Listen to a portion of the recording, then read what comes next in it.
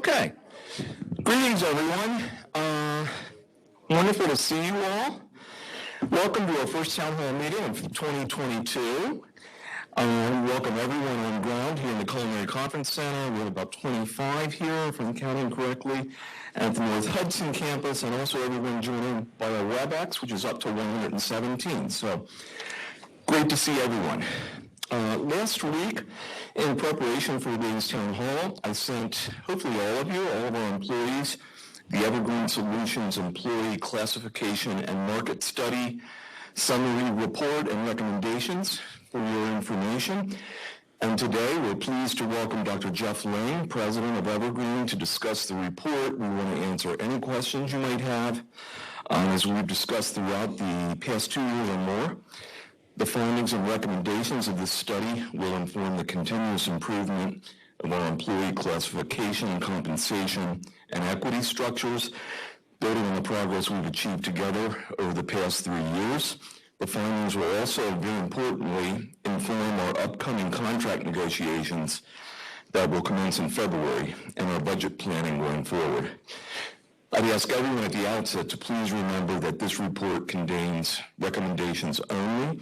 We will discuss these in greater detail and determine collaboratively how we wish to use this information for continuous improvement.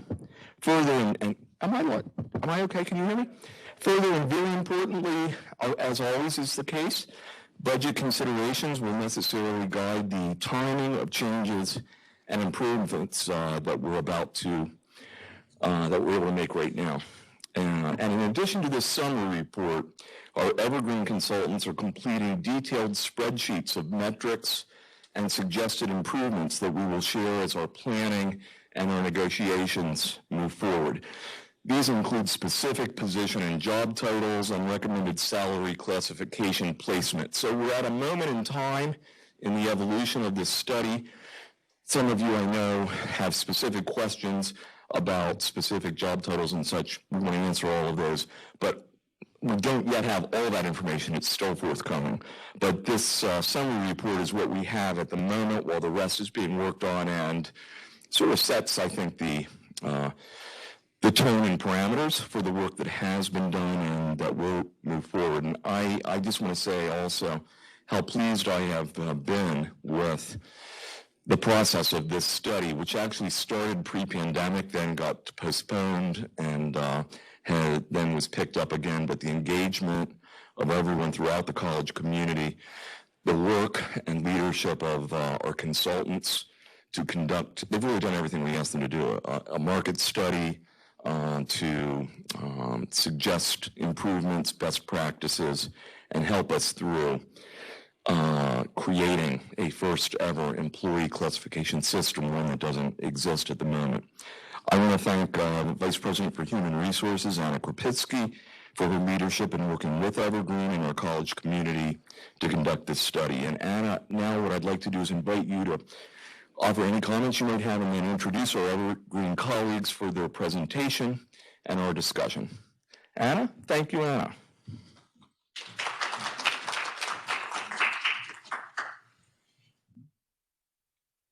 Thank you, Dr. Reber. First, I just want to do a check for Dr. Bling. Are you able to just say hello, and are you ready for the presentation before I just give a couple of remarks? Anna, I am here. Can you hear me? Yes, perfect.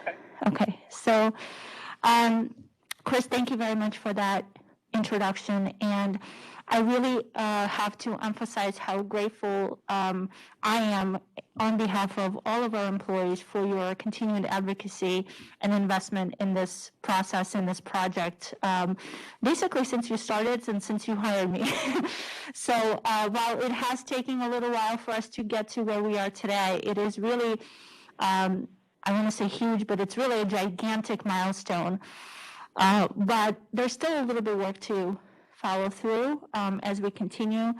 I do want to also echo our gratitude to Evergreen and Dr. Bling and his consultants and staff for their essentially being responsive at any moment of day and time and being available for all the town halls, all the committee meetings, and all the feedback that we've received. They've been a really great partner in this process with their expertise and knowledge. And so I think we're in a really good place with them.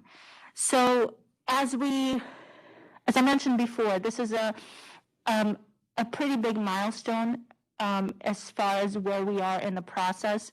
There's a little bit of work to continue as we move forward with thinking about and considering the specific position placements for each and every single HCCC employee, essentially, updating job descriptions.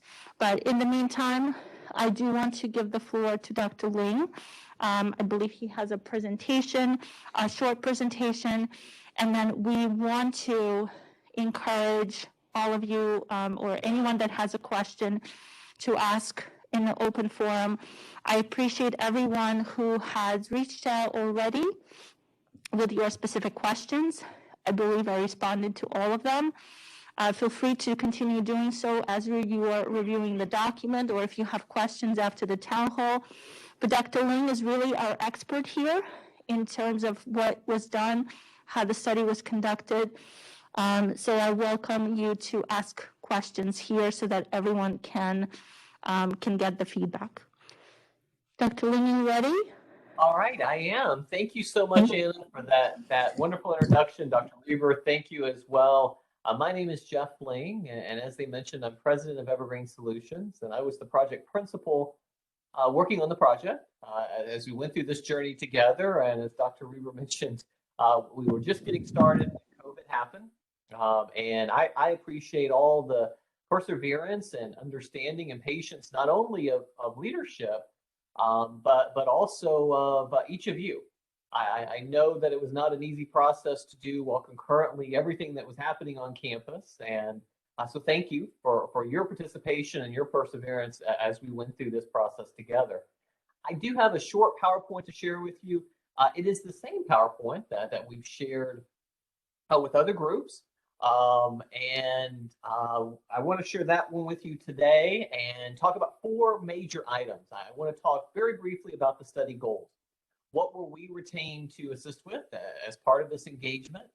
We went through 4 phases. I want to talk about those phases, your role in each of those phases, as well as the work that we did. I want to talk about some overall or high-level results from the compensation survey. And then there are some next steps. So there are some items that the institution, your leadership team, your negotiations will involve going forward to take the information we've recommended. Please keep in mind, as we go through this process, we're an outside third-party evaluator.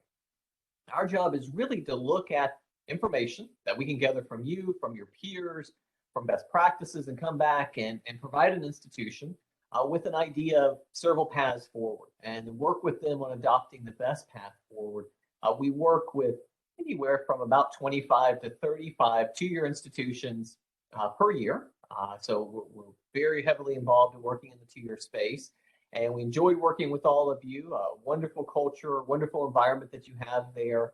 And as you go forward and looking at recommendations and looking at options for rollout, we'll be there to support the institution in that process.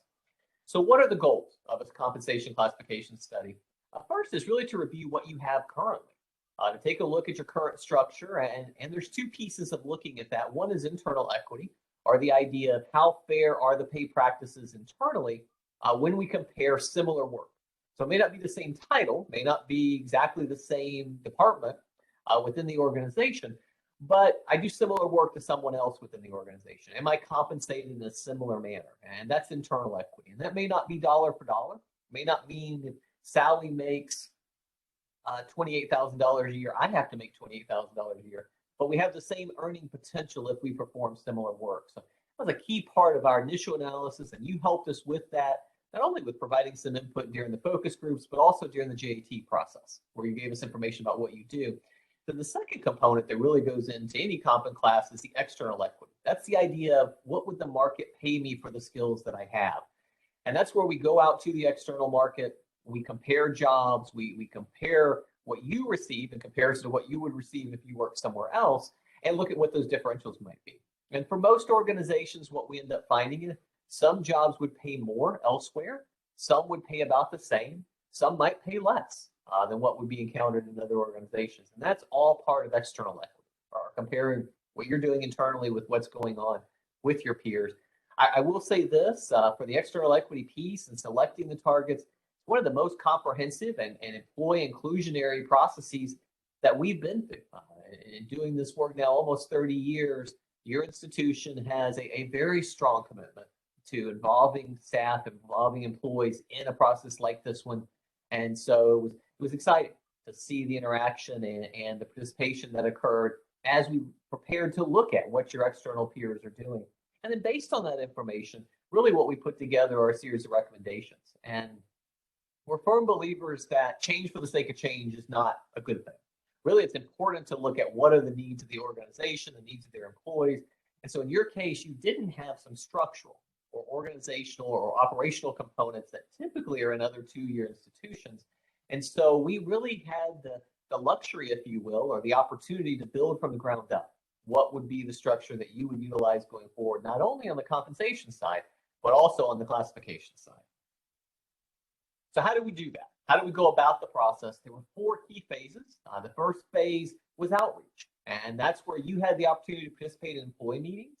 You may recall that now really started a significant period of time ago that we had the opportunity to meet with you, talk with you, receive your feedback. We also asked you to fill out a survey about your job, the job assessment tool. Some of you that are supervisors would have filled out the management issues tool as well, and give us information about what you do on a daily, weekly, and monthly basis, as well as who you interact with, how you interact with those individuals, the complexity of your work, all of those factors that help us compare your job to other jobs. In phase 2, we started using that information you provided us to look at what is your classification structure. So not so much what do you have in your current job description, but what should you have in your job descriptions? How should the organization be structured based on the work that you told us you're performing?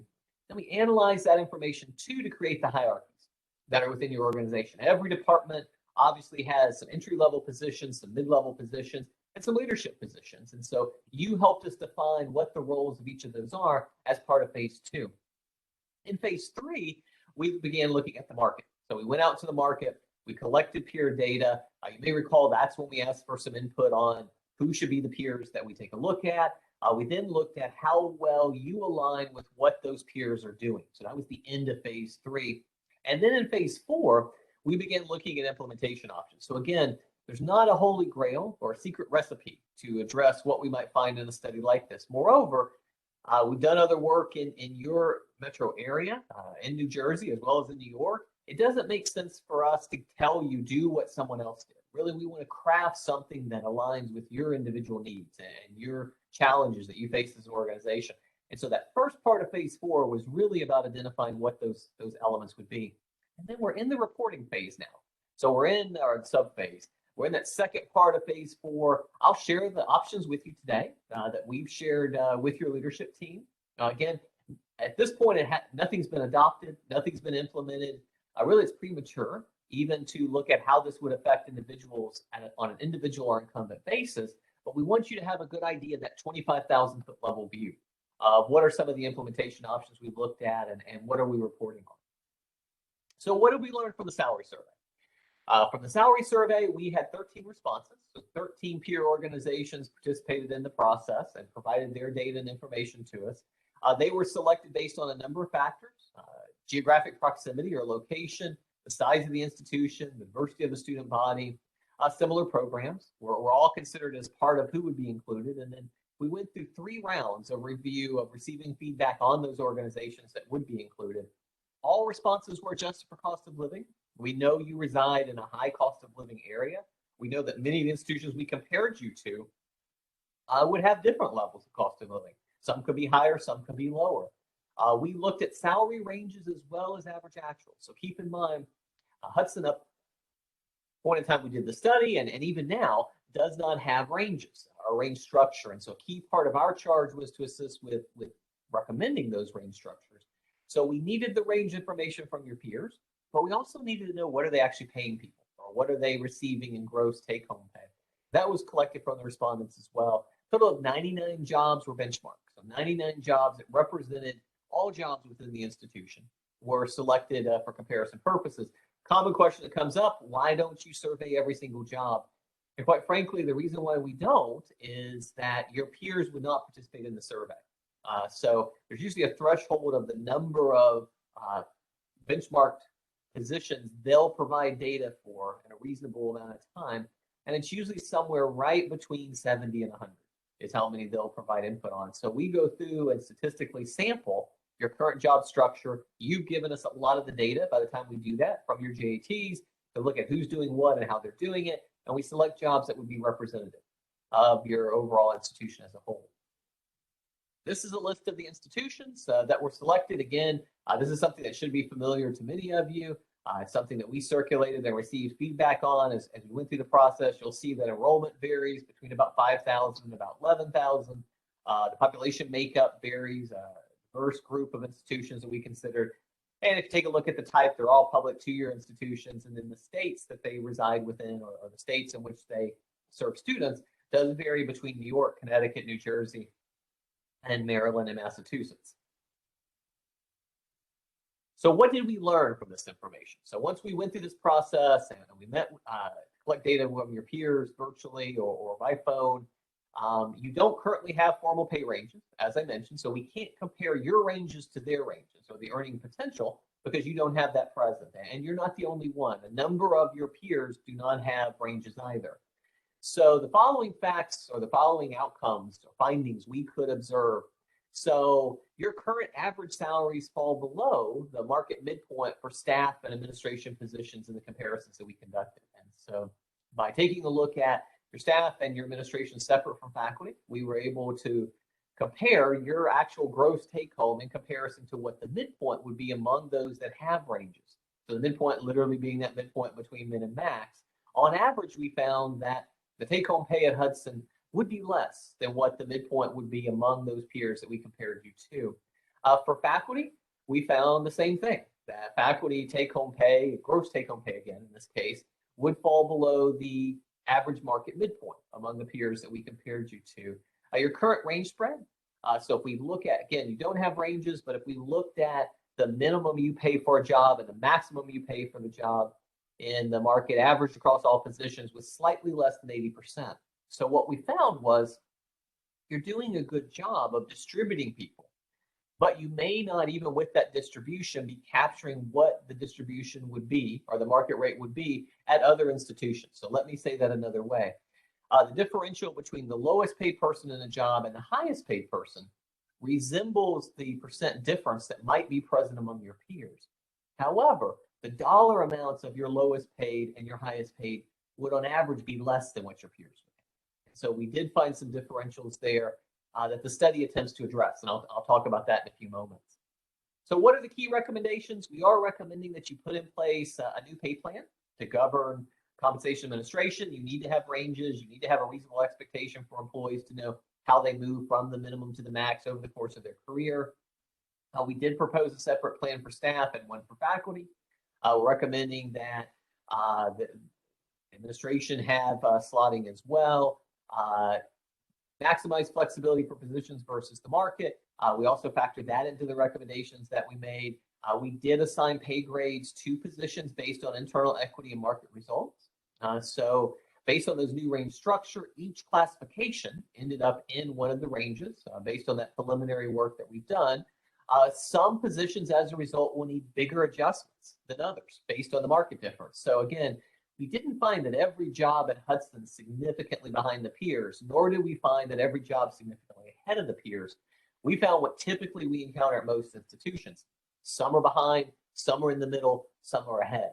And so that will mean that whatever option you implement, we'll talk about that at the next slide, whatever option you implement will not mean everyone receives a flat percent increase or everyone receives the same dollar amount. It will vary based on what those market differentials are for different jobs.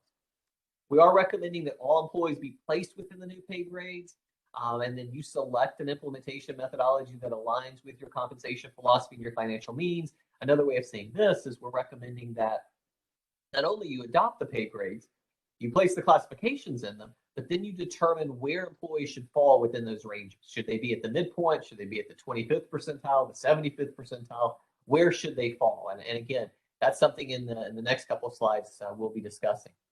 So for staff, there were a number of options we looked at on placement. So again, this is where I fall within the pay range that's proposed for my classification.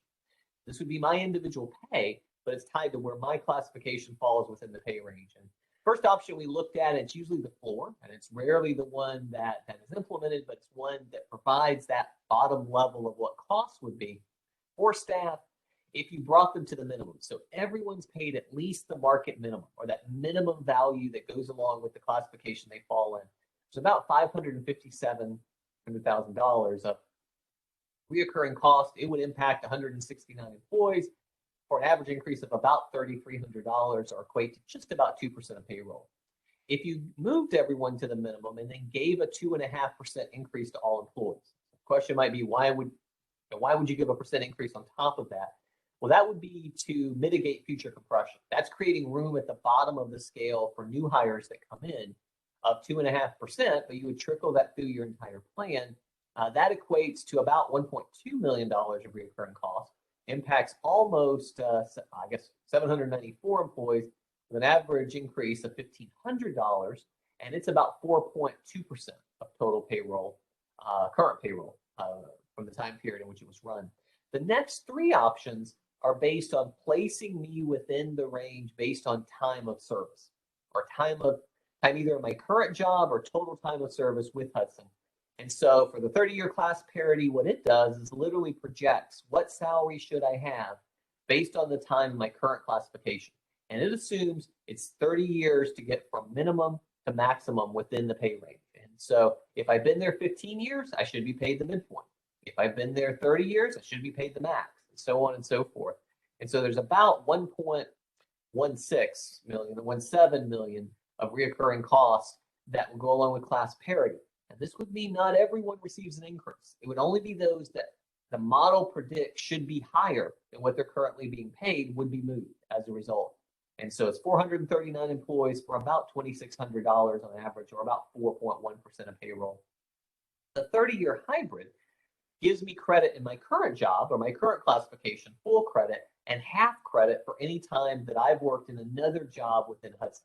So if I've been promoted, the time before that I spent before promotion would receive half credit, half a year per year credit, and my time in my current job would be full year credit. There's about 1.5 million of reoccurring salary costs, would impact 477 employees for about a $3,200 increase and 5.4% on average of payroll.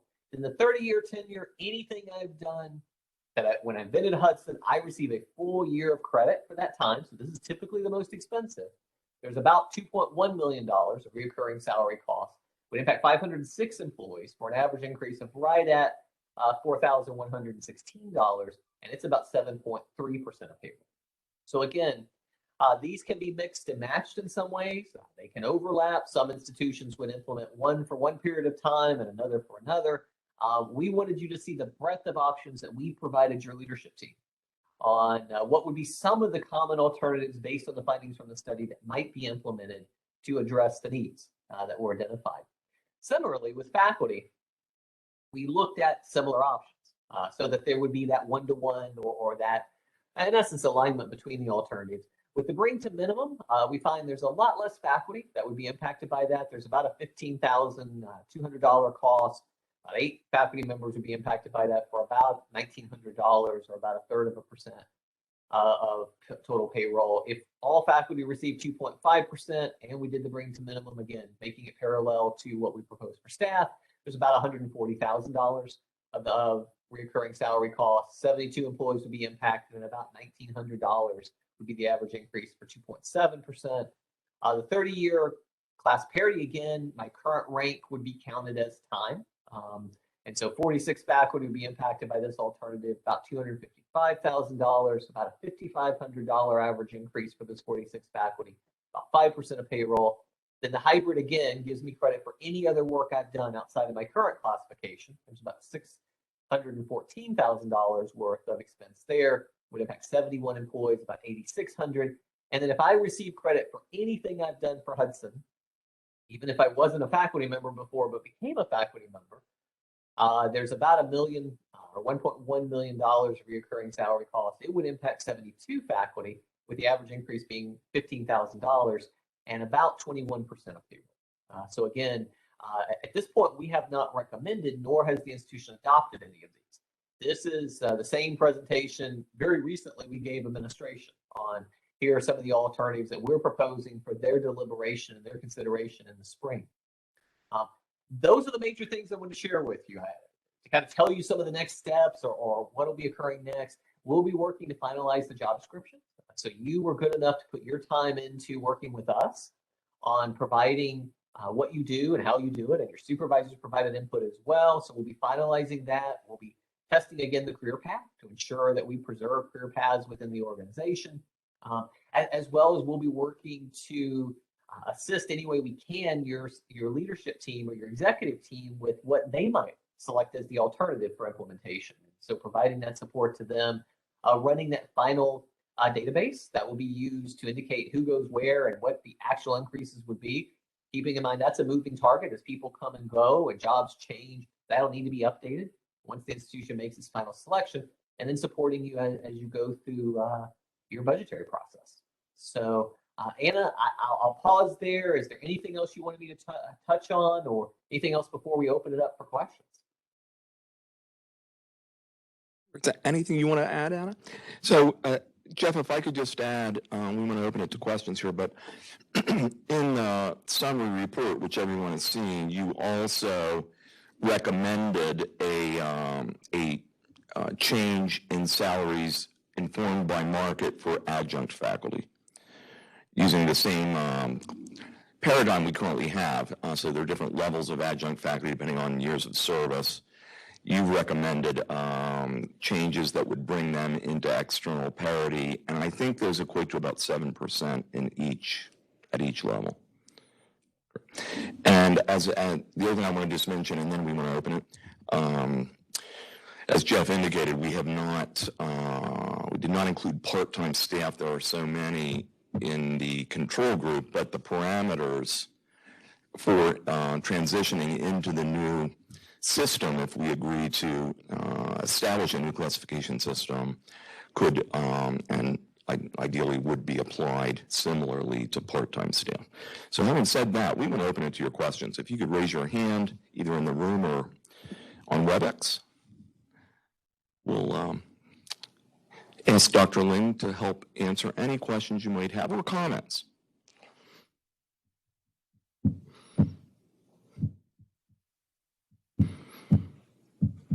There has to be. There have to be. Okay, I knew, Michael, I knew you would start us off. But can you use the mic so everyone can see you and hear you? Hi, everybody. Hi, Dr. Lin. So I just want to commend our administration for making this a very transparent process. And, we've met with you before, and I think we, on several occasions, asked for the reconsideration of things, to speak with you, and each time that was honored and respected. So I want to thank all of you for that. So some of this is just maybe for a point of clarification. Last time when we spoke with you, we're the professional association, the full-time faculty union. It seemed to us that the market study was also really a feasibility study for our college. And what I mean by that is that the criteria for selecting benchmark institutions were those that had, within that range of enrollment, budgetary things, contractual issues. So that, to me, that means, although it's I'm looking for you to correct me if I'm wrong here. Although that is a market study, it's also a study about the feasibility of what's the range of what our college can offer. And those different choices you've laid out there. In other words, I might be able to go take a PATH train and go to another college which has a much larger enrollment, and I can get paid, as some of our colleagues have, almost doubling their salaries, but that doesn't mean our college could offer that. That's kind of what I'm thinking of it in terms of being a feasibility study. The reason I also mention that is because one of the problems we have is losing faculty and staff, not just faculty, but staff, precisely for that reason. And I don't think most people are leaving these days because they're unhappy with the college or the culture of the college or the improvements. It's really the salaries, we all live in incredibly expensive areas. The other issue I want to raise, just to have it as a conversation here, is the issue of averages and compensation. So you averaged out the compensation based on ranks: instructor, assistant professor, associate professor, professor. And one of the issues I think we're going to have to discuss for us is, I'm going to call it the internal inequity issues. In our schools, somewhere around 1996, 97, compensation dramatically decreased. So for faculty, and I'm sure of those who've been here for a while, we could have, and as we do, we have, let's say, full professors who came here after 1996, whose salaries are nowhere near those full professors who were here before 1996. So we have our own internal equity issues that we have to look at, and we're probably going to be asking you for more information on that in terms of years of service and how the salaries pan out with those things, and what groups in particular have been sort of maybe left out of the picture a bit. You haven't been using the word, and I wanted to ask you about this. Chris Reber and us, we've been talking for a long time now about salary guides, and we particularly raised that issue because of all the compression issues that we had here. You specifically mentioned compression issues. So I guess what I'm wondering is, what you're referring to, is that all that much more different than salary guide? Is it the same, just by another name? Or, how does that sort of work with your language? And the other thing I would just say is, and I think Chris has made this pretty clear, that, although these are recommendations, the decisions we in the college make together are really moral decisions on prioritization. And I would say the college needs to consider what are its priorities. I mean, Dr. Reber has been very open and clear about this, but I think that is part of the very important central part of the discussion that we'll have when we're going through these numbers, and there are many, many groups here who are going to be looking to get a piece of the pie. Anyway, thank you. Well, I appreciate the comments, the questions, and we do feel like the work that we've been doing has been part of a partnership with the organization, as well as with the constituency groups. And so that's been a very positive thing. I can tell you, in working with higher ed institutions, that's typically more the norm than the other organization types we work with. And we find that very fulfilling.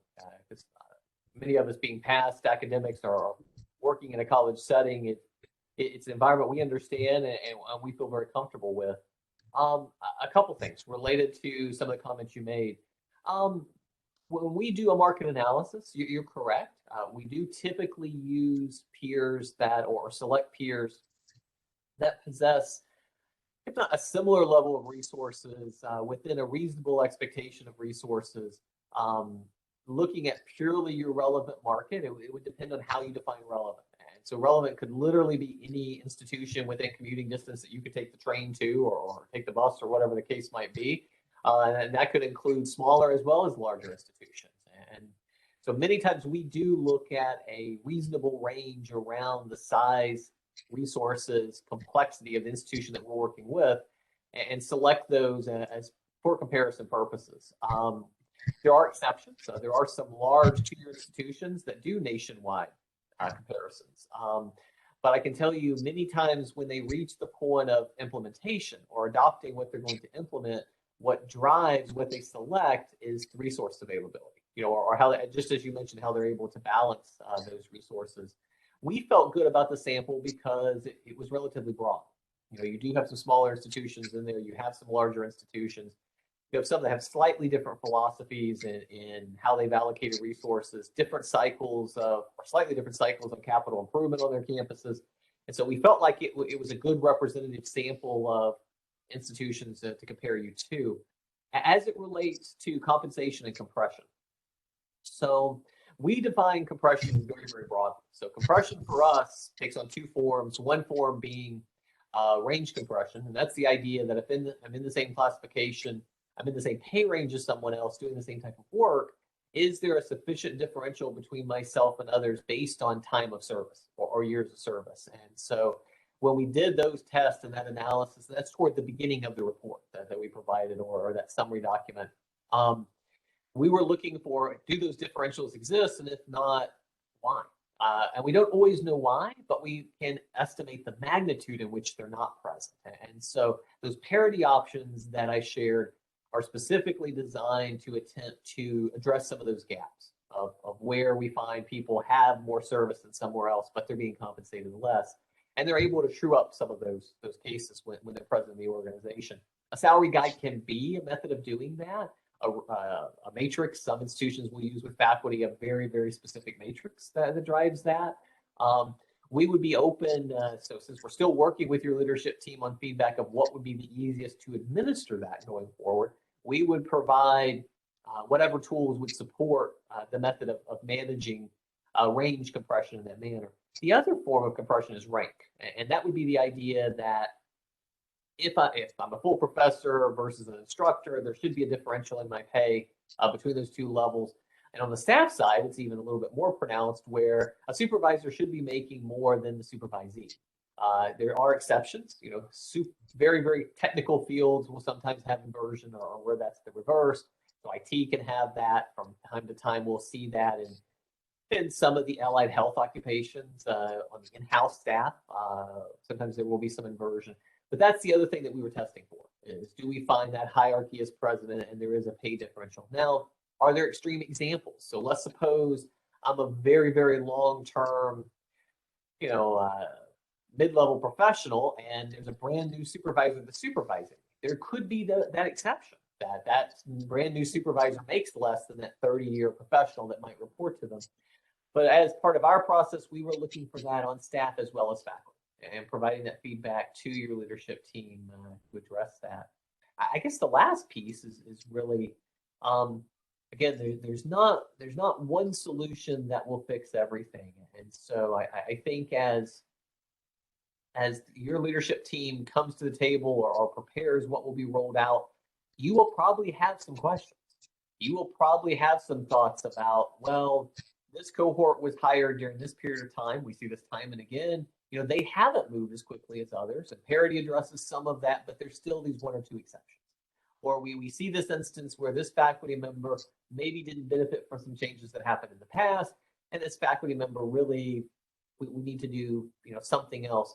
And almost always in these type of studies, you want primary distribution of people or the primary allocation of people to be as systematic as possible for the sake of fairness and equity. But usually there are some individual incumbent questions or concerns that come up, and that's a normal part of the process typically that occurs after rollout, that an institution would entertain those questions that come up as well. Michael, do you have any further questions? Do those in? Okay. Other I questions? have a question, Dr. Reba. Okay. Nancy Hines-Lossick. Yes. Oh, yeah. Yes, my name is Nancy Hines-Lossick. I'm the chairperson of the Adjunct Faculty Union Local 2222. In reviewing the recommendations, I think that there's concern. Hudson County's adjuncts are the lowest in the state, and the union contracts, after reviewing them with my team, we find that the colleges and universities that you do have study seem to be the lower salary colleges and universities. In comparison to the other colleges, such as Middlesex, and although you have that in there, but they have a new contract much higher than what you have estimated, and other colleges such as I'm sorry, Union, and there's Bergen. Morris. They all have much higher salaries than Hudson. So in looking at your scale, it seems that it doesn't match with what our local is assessing it at. Can you comment on that as to why we're not including the New Jersey locals and the New Jersey colleges? Even the community colleges are higher. The state universities are higher. But between state universities and county colleges, it doesn't equate. It doesn't match. Sure, Nancy. I'm happy to address your question. All the comparisons we make in the study are based on the same peer institutions. And so we don't create a separate sample typically for your full-time faculty versus your adjuncts, or your staff versus your adjuncts, or your staff versus your faculty. And so the same peers would have been solicited for their information, keeping in mind that we collect that information at a fixed point of time. And Mark is on the call. He might be able to share with us exactly when that was collected. But I can tell you it wasn't collected in the last several months. It was collected previously because we need that time to do our analysis and prepare a report and run the scenarios that make up what we recommend to you. So if they've implemented changes since we collected the data, that's absolutely possible. I would not be surprised since we collect that data at a fixed point in time. What I would recommend is if you feel like that there, you have the contracts or you have information that would be relevant from the peers that were included in the study related to adjuncts, please share that with Anna and with HR. We'd be happy to take a look at that. But keeping in mind, the same could be true for faculty, for staff, for administrators. It would be true for everyone if an institution's changed their pay strategy or their pay level since we collected the data. Because it is all collected at a fixed point in time from those institutions. Jeff, could you put the chart back that shows the 15 peer institutions that were used? Is that possible? Nancy, I want to make sure we all look at this I actually together. can't see it, Dr. Weaver. I'm on a cell phone in transit. Okay, well, I'm going to read them really quickly if I can, Okay, thank you. because some of them are in there that you mentioned. So, and the other thing so let me just read them. So, Rockland Community College in New York, Manchester Community College, Connecticut, Passaic, Gateway Community College in Connecticut, Mercer, Hostas, Essex, Rowan at Burlington, Howard in Maryland, Union, now we're losing Union, Bronx Community College, Middlesex, next, okay, Westchester, Kingsborough, and finally, Bunker Hill in Boston. So it's a larger, I think, Jeff, I'm correct in saying, this is a larger market study group than is normally used to try to ensure inclusion, but it's also a group that is, largely in similarly high cost areas with diversity of students, but you're also then making sure that you adjust for cost of living differences. And we also vetted this list with the whole college community to gain consensus on it. Now that said, it's, as Jeff said, it's a single point in time. But Nancy, were you aware, did I surprise you with the list of community colleges there? Yes, I did see those. They're missing a few key ones. We're missing Brookdale, Morris. There's a few more, and they're higher salary. And Middlesex, just informed me because I was in a meeting with the Adjunct Issues Committee that they have a new contract, and they're at $1,000 a credit at the top of their guide at this point. So it is outdated. Yeah. Okay, well, as Jeff had said, we'll be happy to look at any other information that you want to provide. And, well, I'm going to stop there. So I want to make sure I allow time for others. Are there other questions? Nicholas? Okay, oh, thank you. Okay, Paula Roberson?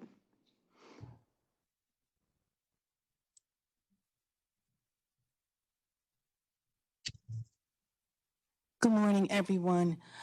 I'd like to know, when you're doing the comparative study of other colleges, did you take into consideration educational attainment? I know in some areas it does not matter, but if you have an administrative assistant making, let's say, hypothetically, $80,000, and maybe a person with 3 masters or an earned doctorate making $55,000, $60,000, do you take that into consideration? So that's a When great you're question. doing the study?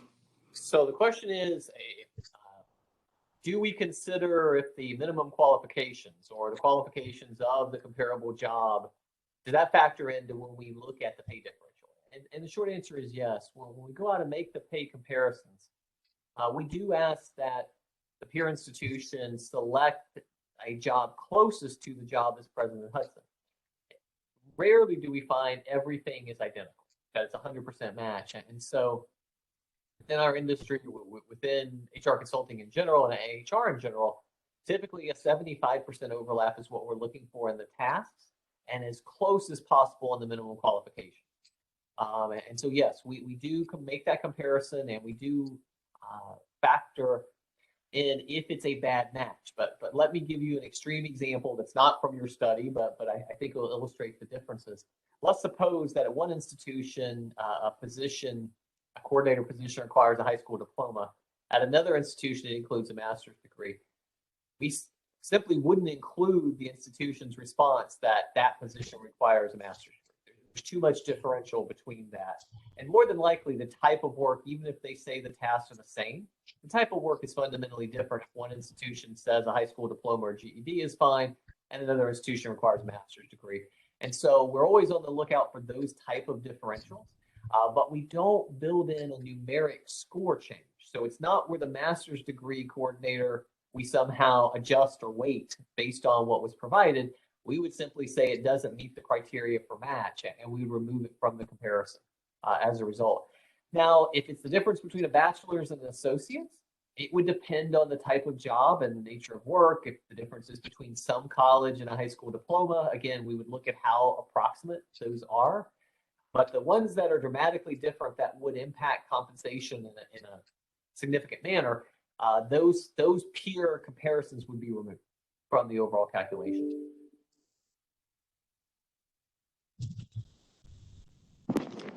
Christine Peterson has her hand raised. Yes. Hello, everyone. Can you hear me? Yes. Yes, we can. Thank you for all the good information. And I noticed on the report, first of all, that there were about 25 positions that weren't included. And I was wondering how that was determined, first of all. And then also, is there a plan to find another way to evaluate those positions to determine the salary ranges, and would they be included in the survey and also in the increases if they were to take place? So positions that were not included in the benchmarks, those would have not been included because they were not selected in that initial list, that sample that we utilized with your peers. However, there would be other jobs that were selected that should be representative of those. So for example, if you had, and again, this is a hypothetical, it's not from Hudson, if you had 3 levels of accountant, we could survey the first level and the third level and have a pretty good idea of what the second level accountant would be paid in other organizations, because we can see, in essence, the top and the bottom. So we were strategic in how we selected the comparable jobs. But regardless, if you were included on that exhibit that has the jobs, and I believe that's exhibit 3B, whether you appeared in 3B or not, all classifications received a recommendation, and all employees within those classifications received a recommendation. So it's not where I would not receive a pay increase if I wasn't in 3B. It's just my job might not have been selected, or there might have been an insufficient response from your peers for that job. But every classification and every incumbent, so every person has a recommendation in the study of either a classification change, a compensation change, both, or neither. So any of those could come out of it, but we did leverage the data from the 99 positions that we do have data on to extrapolate for those positions that are not included in 3B. So every position was considered, and all the data was utilized to apply to those that were not included, or the relevant data was utilized. So a number of those in that slide that I showed, where there's hundreds of employees receiving increases depending on which alternative, those are not just the employees that made up the classifications on 3B. It includes all employees would be considered for each of those alternatives. Okay, thank you. You're welcome. Questions or comments? Andrea Siegel has her hand raised. Thanks, Willie. Thanks, everybody. We find out what the recommendation was for our job if it is not listed on the report. So at this point, Andrea, there are no recommendations for any job at this point. At this point, we provided the scenarios that go along with each of those implementation options to your leadership team. But they're still deliberating. So at this point, there is not a set of recommendations, including what's in 3B. 3B are not recommendations. 3B is what we learned from the market data that we collected. The impact on the jobs and how it might affect your individual job would vary by each of those alternatives that the institution is considering. So it would not be the same across those 4 or 5 alternatives. It would be different for each one. So we wouldn't know how it would affect your individual position until the institution makes its selection, or comes back and asks for other alternatives. So you haven't missed anything yet. That should be in the spring that information becomes available. Do you have a follow-up, Andrea? Nope. Thank you.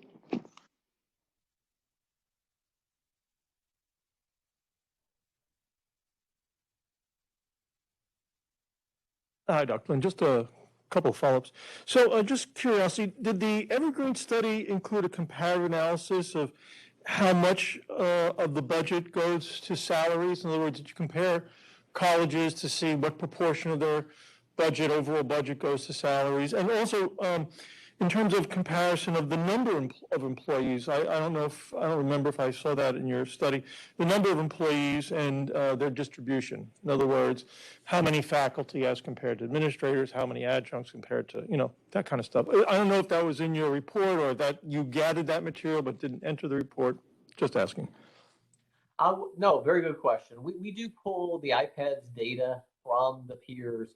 So our first tip is typically to use iPads to maximize the characteristics of the organization that we're studying. And that rarely becomes the final list, because many times that list is much broader, much more broad-based than what an institution will end up selecting as, or we'll work with them to select as their comparison purposes. So in that initial iPads report, yes, we were able to see what the distribution of the staff versus faculty count would be. We were able to see, and again, for those, I'm sure all of you are familiar with iPads, it doesn't have class by class, it has these broad groupings. We were able to see those broad groupings that are present within the data. We had a dialogue about the percentage of personnel costs or salary and benefits that make up the total budget of some of the institutions. However, that was not the principal determination on who was included and who was not. Keeping in mind, especially when we move out of state, some of those expenditure categories are driven by other things like revenue sources, enrollment. There's other factors that go into that we would not control for. So there was a dialogue about which institutions might be a little bit more focused on expenditures for compensation and for benefits versus others. But no, that there was not a threshold that was established that these institutions fall off because they're below, they spend less than 45% of total expenditures on payroll and benefits. And then at the other extreme, these spend more than 80%. They should be cut out because they're more than 80%. There was not those same lines that we used in looking at enrollment or looking at other characteristics. But yes, we did look at the entire iPads profile for the peers that were considered.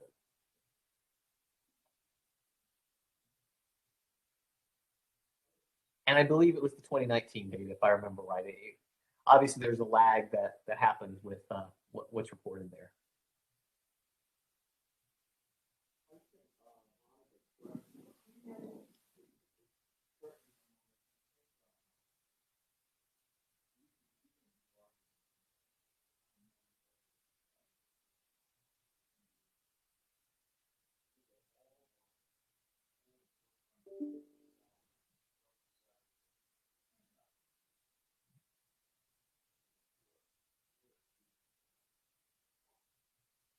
Can you hear me?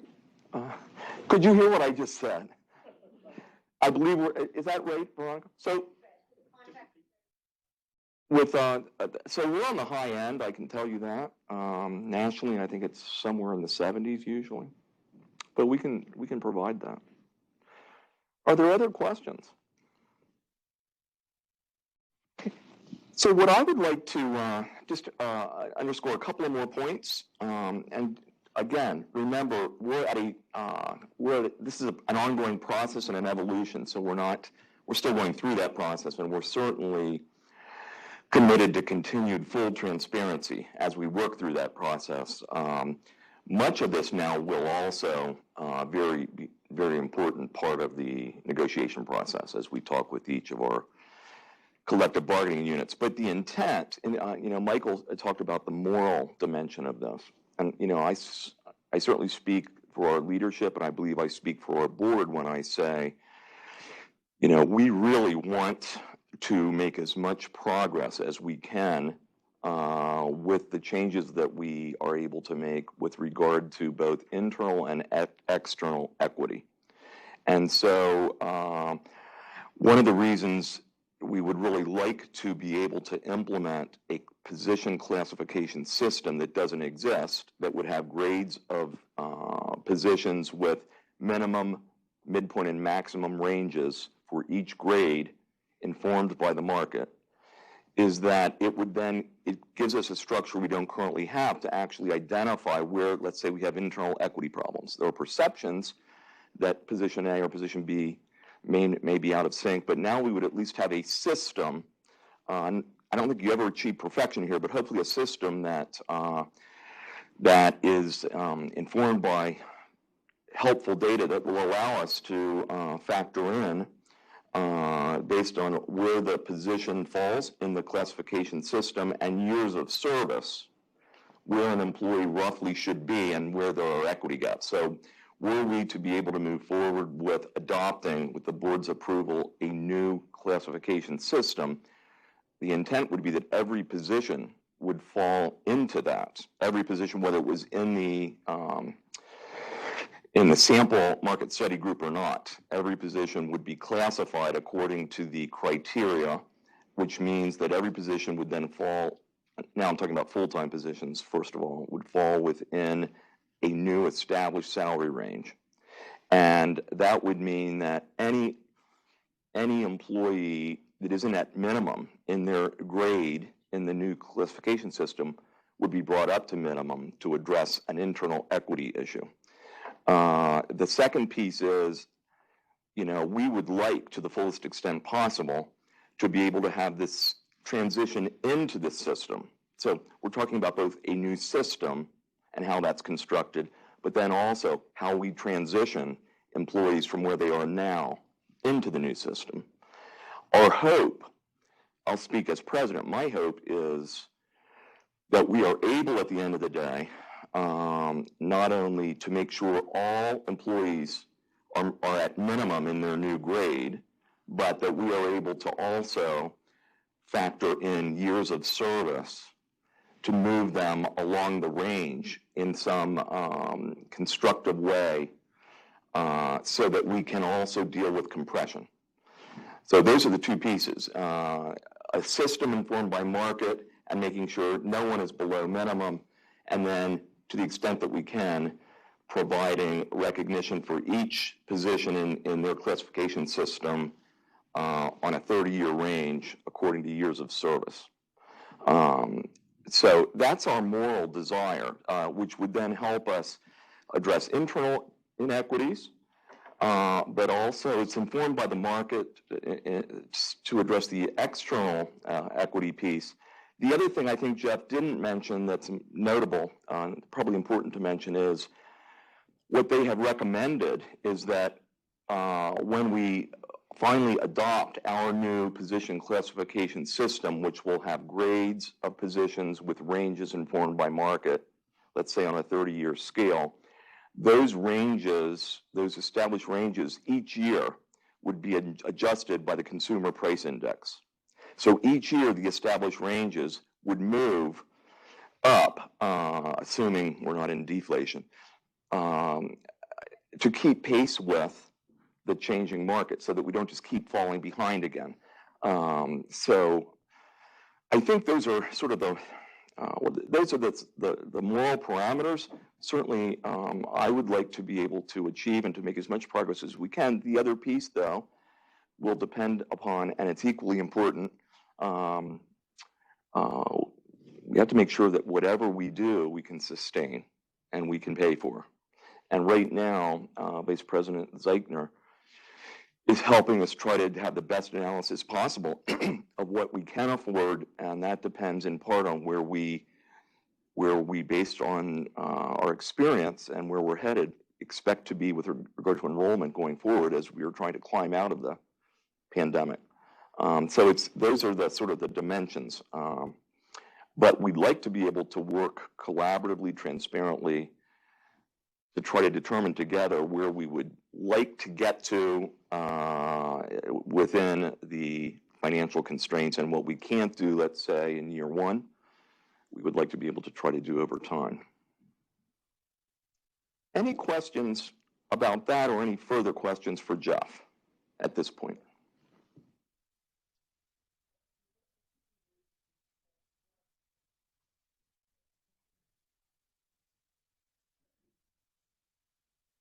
So that very last part that you raised, I think, is the very important issue in terms of whether it's done by index or alley guide, however we want to term that, because obviously the problem is you don't want to just go on a one contract negotiation deal and then we're back in the same thing over and over. And I think that's been the problem for us, without having any structure, without having a guide, without having any of those indices that we stay with.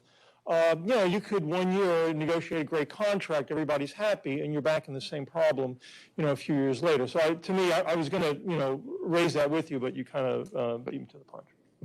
Yeah, so if you think of the faculty, they've given us a pretty, just straightforward framework of where they think minimum and maximum should be in each faculty rank.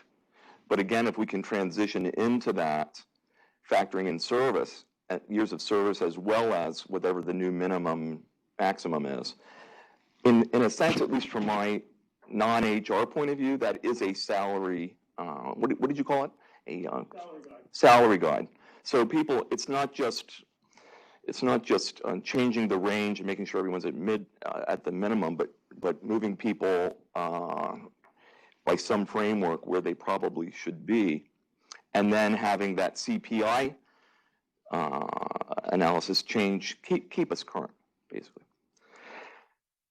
So this then, we will continue the discussion. We'll continue to keep you informed. We fully expect to be in our negotiations with each negotiation team, providing detail as we get it, so that together we can try to reach consensus on the new system, on how we want to transition into it, on what we can afford. And of course, there are always going to be trade-offs.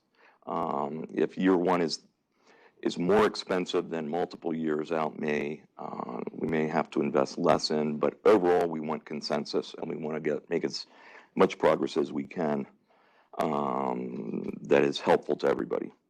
So anytime you have questions, comments, do not hesitate to raise those to Anna, to me, to any of us. Okay, so thank you, Dr. Ling. Thank you so much for being with us for that discussion. Thank you all for your questions. We do want to cover a couple of other important items, if we could. Our Return to Campus Task Force, very importantly, continues to monitor changing pandemic circumstances, offering leadership, guidance, and support to our college community. And I'd like to invite our co-chairs, Lisa Doherty and Heather DeVries, to offer an RTC update.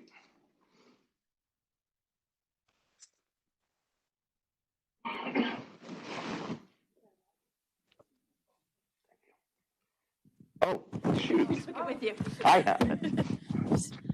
You can't make any comments, Chris, so you're all mic'd up. So good afternoon, everyone. I thought that Evergreen update was really excellent and really chock full of good details, and I'm excited to see what comes of it. So for the Return to Campus Task Force, it is the second day of the semester officially. I kind of call it the first day because Friday there probably wasn't a whole lot going on. It is extremely busy with registration and students attending classes. At this point, about 4,000 students who are registered for the spring have submitted their vaccination cards, which is great news. Not all of them are registered for on-campus classes, but we certainly want as many of them as possible to submit so that they can use on-campus services. So the way it is working, and I've gotten a ton of questions and lots of emails, There's definitely a timing challenge. So a student submits their vaccination card. It is processed usually within a few hours, definitely within 24. Then they get an email from the Return to Campus Task Force, that if they're registered, that says, congratulations on registering and submitting your vaccination card. Please go to security with this email to get your Spring 22 validation sticker. So at this moment, as long as somebody was registered and had their vax card in by midnight last night, everyone has received that email. So as students are coming in last minute, as they tend to do, and registering or submitting their vax card, we are processing it as quickly as we can and sending the emails on the spot. But the actual system takes about 24 hours to update. But you can always send an email to return@HCCC. I am on it, and I will make sure we get them those emails as quickly as we can. But again, students cannot access the buildings without the Spring 22 sticker. Faculty and staff, as you know, don't need a sticker because we know that all of our faculty and staff are either vaccinated or a very small handful are getting weekly negative COVID tests. So we know if you work here, you're good to go. You don't need to show a sticker. So N95 masks, we did purchase 10,000 N95 masks. They're available at all security stations and also in the divisional offices. On last week's Return to Campus Task Force meeting, a student offered some feedback that they are a little bit challenging and uncomfortable to wear for long periods of time. So we also have ordered 2,000 KN95 masks, which I think, which Joe has on and several people have on. So those are a little bit more comfortable and they will be here shortly. But we are encouraging, as per the CDC and our health and safety group, for people to wear the most protective mask they can possibly wear at all times when on campus. A couple things about the masks is they can be worn multiple times and you have to let it dry out in between, and then you don't have to replace it until it gets really worn and frayed and it's visibly worn out. So per our health and safety group, it's typically about a week or so. That is all I have on vaccinations, student vaccinations, and the process. Heather will then give us some feedback on, I do want to also say guests. We are not requiring vaccines of guests for a couple of reasons. They are on campus only for very short periods of time, typically, and we're following our local and state guidelines. And at this point, there are no businesses or public places in Hudson County or the state of New Jersey where you have to provide a vaccination card to enter. So we would be really going against the grain if we did that. The good news is that all of our faculty and staff and students who are on campus are vaccinated and therefore protected, and our guests are really just in and out and are probably vaccinated for the most part anyway. And then we did get a note from the North Hudson Community Action Center today, her corporation, to get your booster shot. So it's really, really important. I mean, in my mind, you're not really fully vaccinated unless you're boosted. I know that's not the rule yet, but if you haven't been boosted, please take a walk over and just get boosted. So Heather will continue with an update on North Hudson. Thank you. Good afternoon, everyone. A few other updates on our partnership with North Hudson Community Action Corporation. They do still have a presence on both our Journal Square and our North Hudson campus several days per week. They are at North Hudson Monday, Tuesday, and Thursday. They are here at Journal Square in the Gabriel Library on Thursday and Friday. And they do continue to offer first and second doses as well as booster shots. And to underscore again, if you have not received your booster yet, please walk in and do so. You do not need an appointment from North Hudson Community Action at either campus. You could just walk in. I think they're here like 9 to 4 and get your booster. They are also offering, as available, PCR and rapid testing. And in our most recent update we received from NHCAC, they did share that the PCR test turnaround time is back to normal at about 48 hours or so. So it seems demand has decreased a little bit. And again, they can turn these around a little bit faster in terms of getting results back to us. So that's really good news. Otherwise, they do encourage everyone to order your 4 or 5 free at-home tests from the government. The site is very easy to use. And then we are working with the HR working group of the Return to Campus Task Force to set up a vaccination event for children, maybe on a Saturday in the near future. So stay tuned for more details. Thank you. Question? On the issue you brought up, Lisa and Heather. So I have a social methods class. It was changed from on-ground to remote for enrollment purposes, but I'm offering it with Allison Ardeen as a hybrid class. I want to encourage students to be there. I don't think it's an easy course to take remotely. Can I tell those students who remote to say, if you didn't have your vaccine but you have it now, you can come in? Or am I allowed to say that to them? Or can I encourage them to come in if they hadn't been vaccinated, but they are? Are they going to be?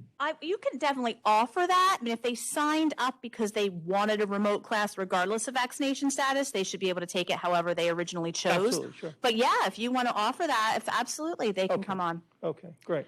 Thank you. Okay. And another detail I neglected to mention, the quick term, remember the 12-week quick term doesn't begin until February 11th. So some students are not fully vaccinated yet, but will be by the quick term. So they can register now knowing that they're going to be vaccinated before the quick term. Those we're doing on like a case by case because we do have a hold in the system right now, but any student can walk in or register themselves online. They just won't be able to attend the class until they're fully vaccinated. And who do I tell them to contact to make sure that they have all the paperwork or whatever it is they need? You can tell them to email return@HCCC, and we're running reports every single day. So we're reaching out to every student to say, hey, you're registered for on campus, but you're not vaccinated yet. And the faculty have been really great. A couple of faculty have made some really great arrangements with students who were within like a few days of being fully vaxxed. But any in like strange situations, you can just email return@HCCC. Okay, thank you very much. Yep. Any other questions? How about a round of applause for Lisa, Heather, and the RTC task force? It's unbelievable. What a journey.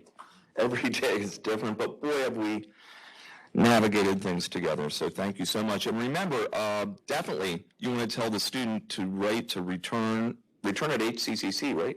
Because if they haven't been vaccinated and are now, we owe them $100. So thanks so much, Lisa and Heather. Our Spring College Service Day held on ground and virtually last Tuesday, January 18th. I hope you agree with me. I think it was a great success. We want to thank Director of Faculty and Staff Development, Lalisa Williams. Yes, ma'am. Yes, thank her. And Vice President for Academic Affairs, Dr. Darrell Jones, the CSD Planning Committee, and others for their leadership and coordination of this day of professional development and reflection.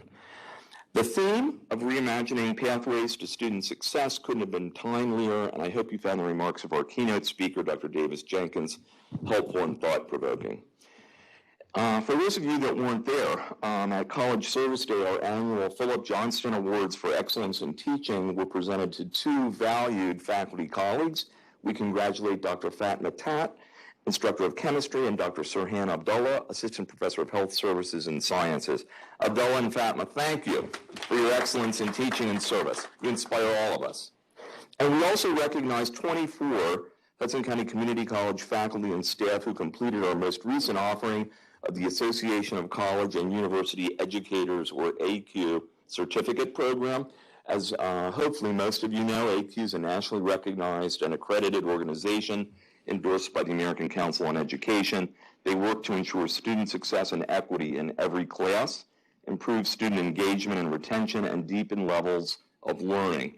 And within the ACU courses, faculty learn evidence-based teaching practices to improve student achievement.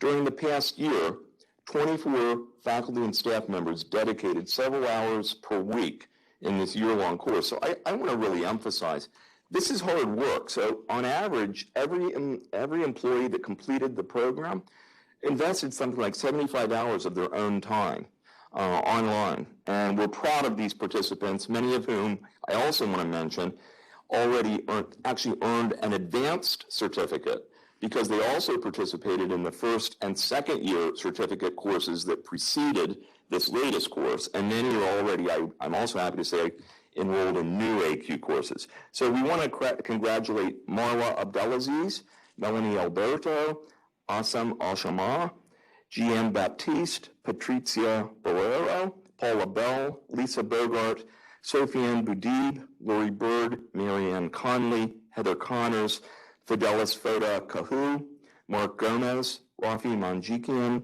Victor Morizzi, Michael O'Neill, Ruth Oden, Amala Ogburn, Sybil Ponder, Nancy Saliba, Nakia Santos, Abdul Rahman Sasay, Angela Soto, and Fatma Tat. I hope I didn't miss anyone. Congratulations and thank you, colleagues.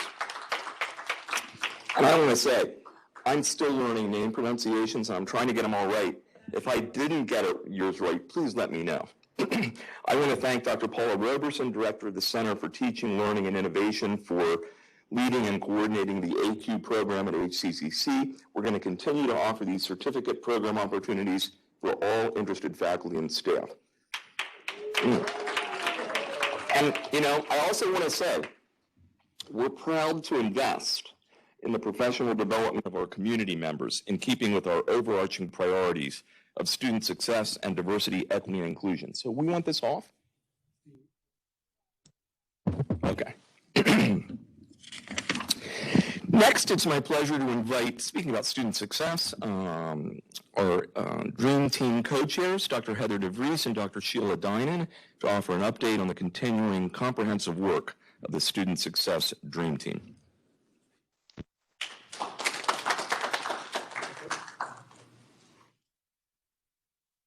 Thank you so much. Sheila is with us through WebEx. Yes, I am.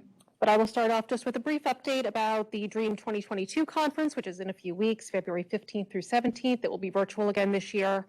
We are pleased to report that 17 members of the HCCC community will be attending, which is another really strong showing from Hudson County Community College, and that Anna and Eurus submitted a presentation proposal that was accepted, so they will be part of the Dream program. And we look forward to attending their session to support them and to hear all of the other great presentations that Dr. Karen Stout always brings to the conference. Dr. Mary Fifield and Dr. Renee Garcia were with us virtually on College Service Day, and we're just so impressed with all of the good work that is going on across the college, and do send their regards. Their second visit of our third year of Achieving the Dream engagement is scheduled for April, and we are keeping our fingers crossed that they will be able to return to Jersey City and visit us in person, so fingers crossed. Otherwise, Sheila, I'm going to turn it over to Sheila for some other brief updates on the Dream Team's work. Thank you, Heather. Mary Fifield and Renee Garcia recommended that we work with Campus Works to give us an evaluation, a very thorough evaluation on different areas in the campus. And there are 3 areas that we are working with, and one is for human resources, one is for institutional research, and the third one is for advisement. And I have been co-leading the advisement piece, and we began this before Christmas, quite a bit before Christmas, and now we're working down to finally getting the last edits on the report. And one of the things that we were looking at was, how do we make advisement much more accessible and easy to use for both students and staff and faculty and anybody else that needs that information. And one of the pieces that they helped us do was to assess software, and they facilitated 3 different vendors, and that was about 2 weeks ago. And now we are in the process of looking up at these 3 specific vendors' references, and we are checking out with our colleagues and friends from other schools who have these vendors. And once we get that, and there will be more information coming out on that. And the other piece, which is very tied into student success, is that the JED Foundation team will be here next February 2nd and 3rd for in-person and virtual meetings. And in this particular group, the JED Foundation has provided us a 4-year grant. And we are beginning now, after we've done the survey of the Students' Healthy Mind Study, we will be putting together the strategic plan for the next 3 years for the college. And I did just send out a meeting request for all of the JED team members so that we can get updated before we have this meeting next week. But I hope anybody and everybody who would like to have some input, send me an email. I would be happy to have more people involved, especially our students. But thank you for that. I think it's a great opportunity for our students. Thank you. I believe that's all we have. We're happy to answer any questions at the end of the program. Thank you.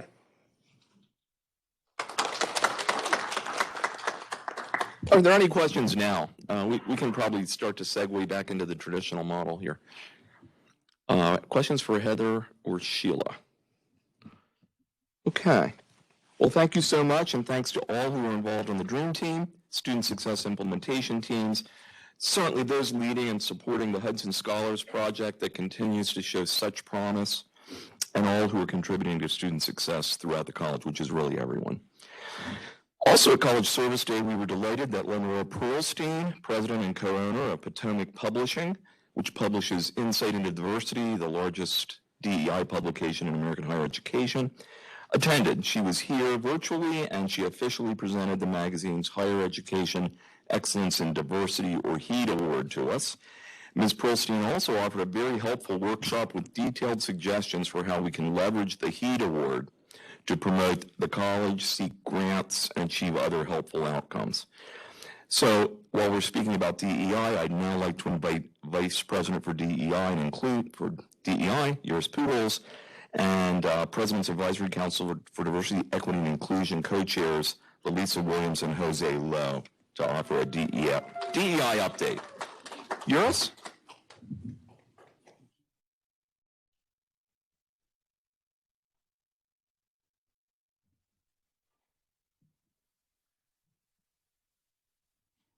Good afternoon, everyone. I will start, and then I'll pass it on to my partners that could speak to the work that is happening at the goals level. First of all, thank you, Dr. River, for the opportunity to speak today. And very briefly, I just wanted to speak about the eCornell program. I'm sure that all of you have seen the communications that we sent out. We're going to be able to send almost 170 of our colleagues to obtain this certificate. This is industry best. If you go to the website, I believe they have a price at $3,600, and it's it's transformative, I think, because I know that Elise and I we're fortunate to have been able to complete it like about 2 years ago. So the information is comprehensive, but it's really tangible how you could apply it to the work. So we're happy to share that we develop a website. We have 3 different cohorts that we're actively recruiting. The first one begins on February 16th, the second one March 30th, and the summer cohort begins on June 1st.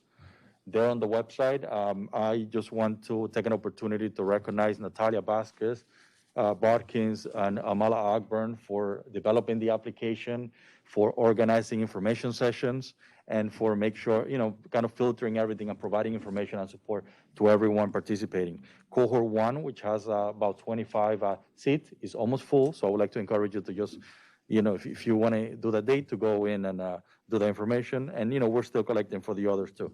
And we are going to add additional seats as needed. This is just the first 3, but we're going to add additional cohorts as we move along. Starting this week, we're going to have a number of information sessions. We have a live information session on January 26th, and then the day after, January 27th, we're going to have like an encore presentation of the information, just a discussion.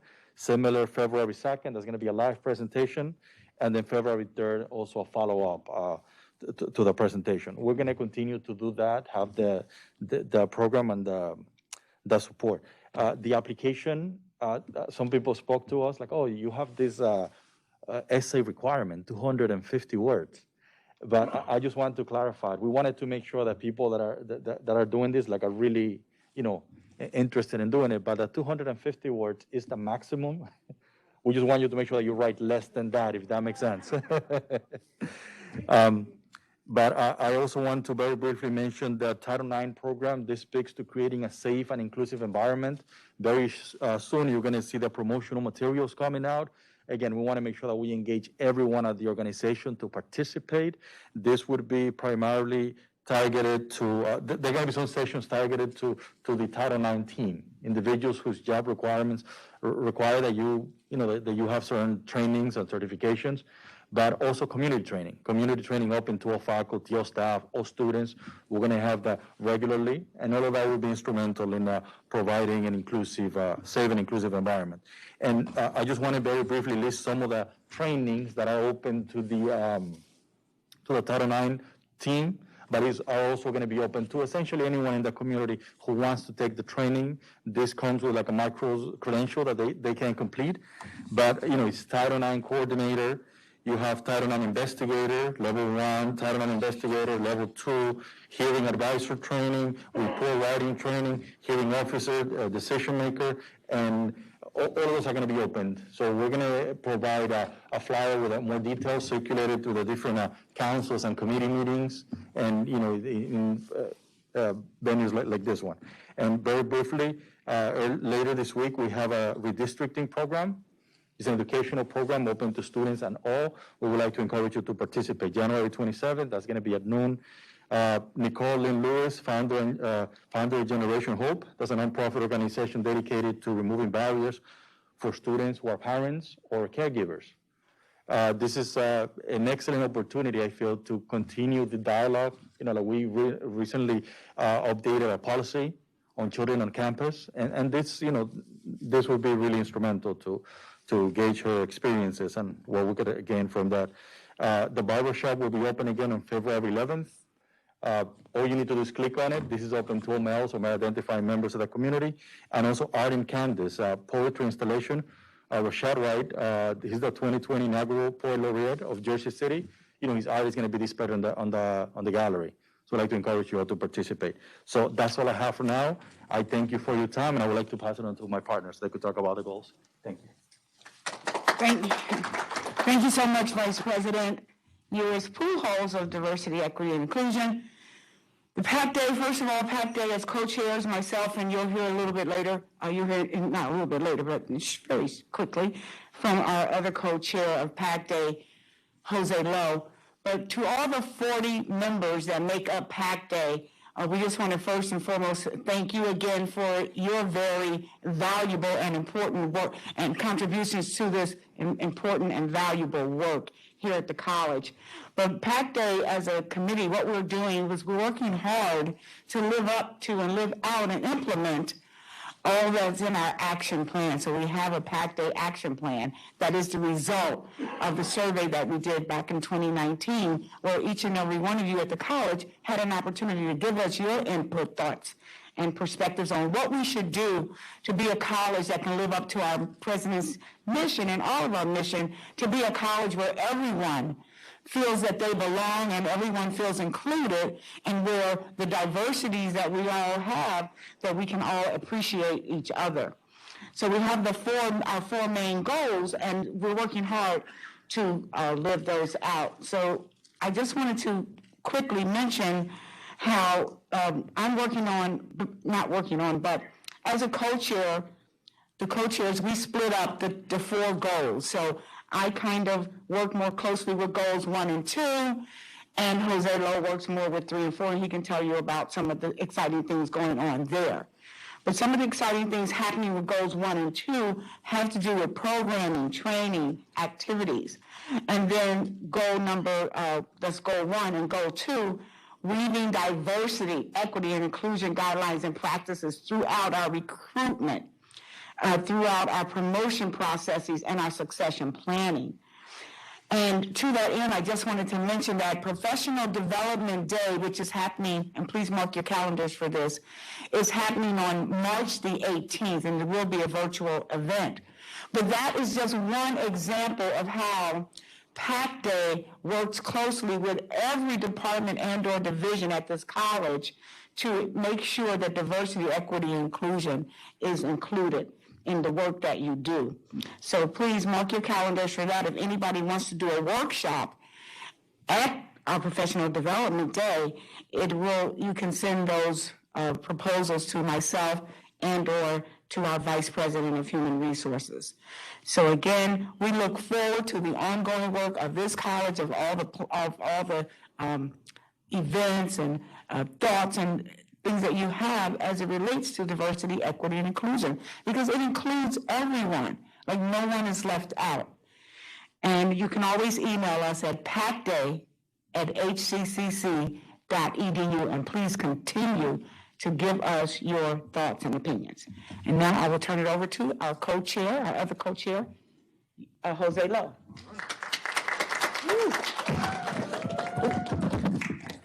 Thank Thank you, Lisa. Thank you, Jules. Good afternoon, everybody. Once again, I just want to repeat what Lisa stated. We're working really hard, especially this year, as we get into a new year on some of our endeavors, some of our goals. Like she mentioned, my two groups are Group 3 and Group 4, and one of the leaders of that group is Ms. Taja Perek back there, and she's going to continue her leadership in that particular group, where I will meet with her and other members of those two groups.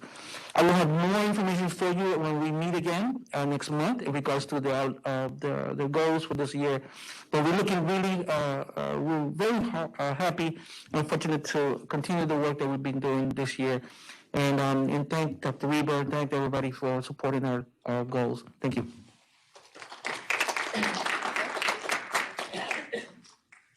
Any questions for colleagues? I don't have a question. I have a comment. Rashad Wright is also going to perform at the library on Friday, February 11th at 3 p.m. Very good. Thank you, James.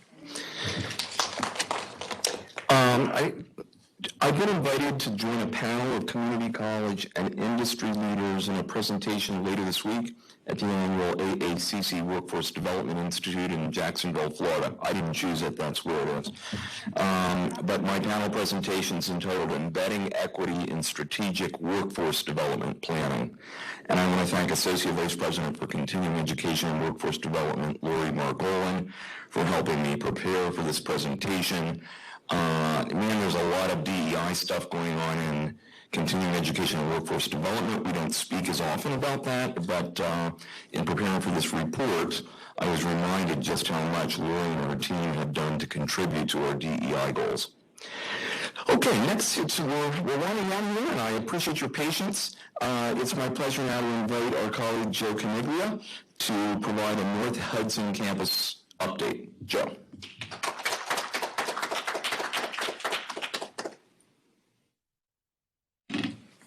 Good afternoon, everyone. And I want to thank everyone at the North Hudson campus for their continued support and dedication. I am so grateful to have such an amazing team, Amala Ogburn, Jason Figueroa, Diana Galvez, and my secretary, Aura Matias. Sometimes I forget to mention Aura, but without Aura, all of the necessary paperwork, and she checks all the classes every day, would not be accomplished. So thank you to all of them. In addition, before I begin, I would like to thank all of the other departments up at the North Hudson campus, the library staff, advisement and counseling, tutoring, and our security department. The security does an amazing job. So thank you to everyone. You're doing amazing work. Also, I want to thank our first day on Friday was smooth. We had a few situations with students with their vaccination cards, but we were there to help them upload them. So everything ran pretty smoothly. And I want to thank Lisa and Heather and the RTC committee, because without your work, none of this would have been accomplished. So thank you. It was an easy day. I thought we were going to have a lot more problems than we did. Thank you very much. So now to get to some of the events that are going to be happening at the North Hudson campus. On February 4th, I'm very happy to announce that the North Hudson campus will be having our in-service. And I want to thank Amala Ogburn, and Eurus has been involved with Amala in obtaining a speaker for us, Nicole Lynn Lewis. So I want to encourage everyone to attend that presentation by Nicole Lynn Lewis. It's going to be an amazing presentation. And the North Hudson faculty and staff, please, if you can, attend our workshop. It will be virtual. I forgot to mention a few minutes ago, without the faculty at the North Hudson campus, we would not be able to teach our students. So I want to give a shout out to all of the North Hudson faculty for your amazing and dedicated work. I know it's been a difficult time, but all of you have managed to transition, some of you to remote learning, to provide our students with a continued quality education. So thank you very much. We are reaching out to the community at the North Hudson campus to try to attract more students to attend our campus. I had the opportunity to meet with the vice principal and principal of Memorial High School, and I'm working along with them and Janine Nunez, the recruiter for the North Hudson campus, Diana Galvez, and Matt Fessler, and we're going to have an event up there on April 4th and 5th. The event would consist of an information session conducted by Diana Galvez. We are then going to have students complete their application, and then Gurley will administer testing to them, placement testing. I've encouraged the school to also have students bring their transcripts and or their SAT scores, because some students might not need to take the placement test. So we're looking forward to that. Hopefully we'll get about 60 to 70 students attend that event, and we can get a lot of them or most of them to attend our college. So hopefully I'll keep you posted. The planning committee for the North Hudson campus 10th year celebration is continuing. We've had a few meetings, so I'd like to give you a brief update. My team and I have taken all the suggestions from the planning committee, and we've put together an event. We're looking at sometime in April. I plan on having another meeting this Friday with the planning committee to propose the event to them and to get their ideas and final approval. Once I get the final approval, Dr. Jones will speak to Dr. Reber, and hopefully we can move from there and begin planning the event. It's going to be an amazing event. I hope all of you can attend to celebrate the 10th year anniversary of the North Hudson campus. It's amazing to see the progress we made from the little school on Polk Street to where we are now. We now offer 19 degree programs at the North Hudson campus. Of course, some are utilized using ITV, but we have grown so much, and we continue to want to grow in the future. The last two things, digital signage is now fully operational at the North Hudson campus. I ask all associate deans, staff, and faculty, if you have any information that you would like posted up on our digital signage, please forward me the flyers, and I will make sure they get uploaded for you. And our new Hudson Home signage has been installed. We're going to be adding one additional piece to it that should be completed within the next few weeks. One last thing too, I was speaking with Karen Holsick and Kathleen Smith-Wenning. A lot of the students who attend our exercise or participate in our exercise science program are from the Union City area. So we're looking at offering more courses up there in the fall for those students so they don't have to travel from Union City down to Jersey City. Any questions? Thank you all very much. Thank you so much, Joe. And finally, but very importantly, our complex but exciting academic tower project continues. And I'd like to now invite Dr. Chevalati to offer an update. I don't think we've talked about this since the holiday break. Nicholas, thanks so much for your leadership.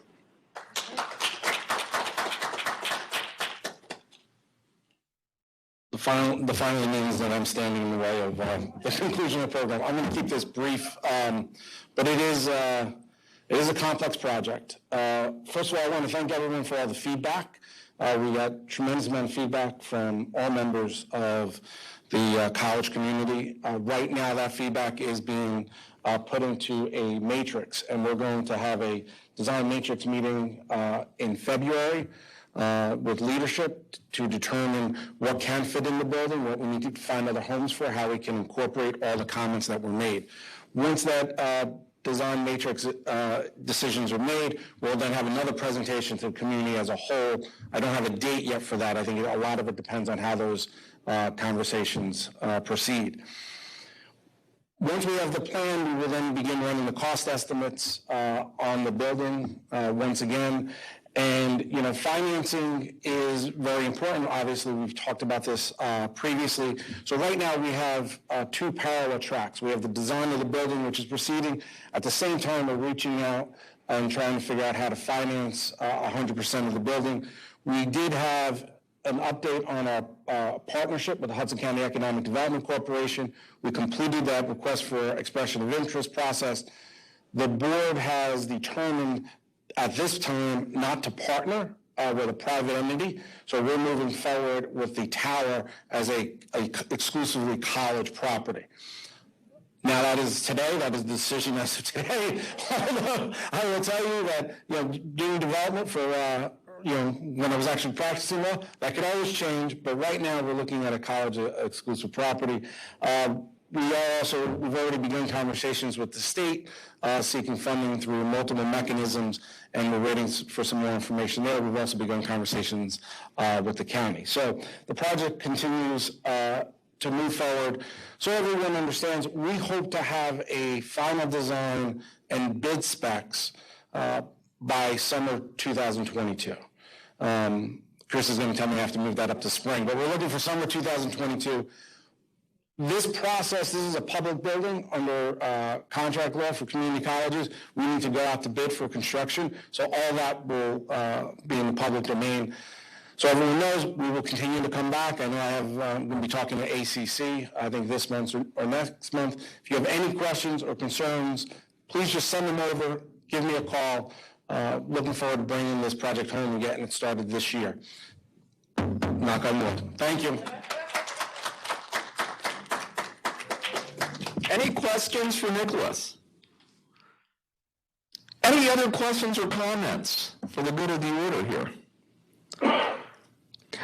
Well, thank you all for sticking through almost 2 hours, but certainly well worth the investment of time, I hope you feel, and particularly with regard to our ability to share everything we know about the Evergreen study. Onward and upward, thank you all. Have a great semester.